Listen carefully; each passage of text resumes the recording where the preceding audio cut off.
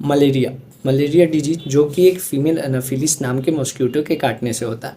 इसके बारे में हमने पिछले वीडियो में डिस्कस किया कि मलेरिया क्या होता है, मलेरिया का जो कॉज और सिम्टम है वो क्या होते हैं।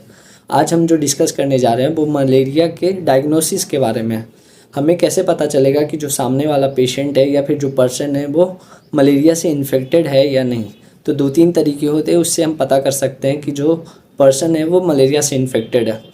हम पेशेंट को एग्ज़ामिन करेंगे, फिजिकल एग्जामिनेशन के द्वारा हम पता कर सकते हैं कि जो पेशेंट है वो मलेरिया से इन्फेक्टेड है या नहीं, या फिर उस पेशेंट का मेडिकल हिस्ट्री चेक करेंगे, उससे भी हमें पता चल सकता है कि वो पेशेंट है वो मलेरिया से इन्फेक्टेड है या नहीं। और लेबोरेटरी टेस्ट करके हम पता कर सकते हैं कि जो पेशेंट है वो मलेरिया से इन्फेक्टेड है या नहीं। लेबोरेटरी टेस्ट में 2-3 तरीके होते हैं। जैसे पहला blood smear test. Blood smear test में क्या किया जाता है कि ब्लड का सैंपल लिया जाता है, या तो फिंगर प्रिक करके या फिर वेन से कलेक्ट किया जाता है। उसके बाद एक ग्लास स्लाइड पे एक ब्लड का स्मीयर बनाया जाता है और उसको माइक्रोस्कोप के द्वारा एग्जामिन किया जाता है प्रेजेंस ऑफ प्लाज्मोडियम पैरासाइट। अगर प्लाज्मोडियम पैरासाइट प्रेजेंट होता है तब उसे हम मलेरिया बोल सकते हैं कि पेशेंट जो है वो मलेरिया से इन्फेक्टेड है। सेकेंड जो लेबोरेटरी टेस्ट होता है वो RDTS होता है, RDTS रैपिड डायग्नोस्टिक टेस्ट। इसको हम एंटीजन डिटेक्शन भी बोलते हैं।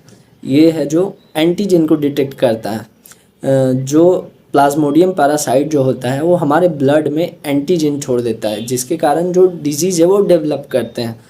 तो इस एंटीजन को डिटेक्ट करने के लिए ब्लड सैंपल कलेक्ट करके एक टेस्ट स्ट्रिप होता है, उस पर अप्लाई किया जाता है, जो कि एंटीजन से रिएक्ट होके वो हमें विजुअली दिखा देता है कि जो पर्सन है वो मलेरिया से इन्फेक्टेड है।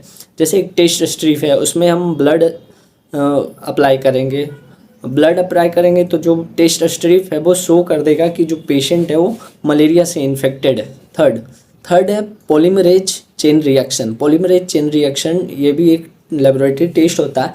इसमें पेशेंट जो होता है वो प्लाज्मोडियम पैरासाइट के द्वारा जो इन्फेक्टेड होता है, तो प्लाज्मोडियम पैरासाइट का DNA को चेक करने के लिए पॉलीमरेज चेन रिएक्शन होता है।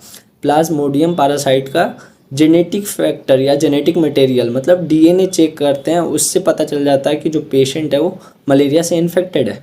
फोर्थ लेबोरेटरी टेस्ट जो होता है वो सीरोलॉजिकल टेस्ट होता है। सीरोलॉजिकल टेस्ट जनरली हर मतलब मैक्सिमम चीज़ में अप्लाई किया जाता है या टेस्ट किया जाता है। सीरोलॉजिकल टेस्ट जो होता है वो एंटीबॉडी डिटेक्शन टेस्ट होता है।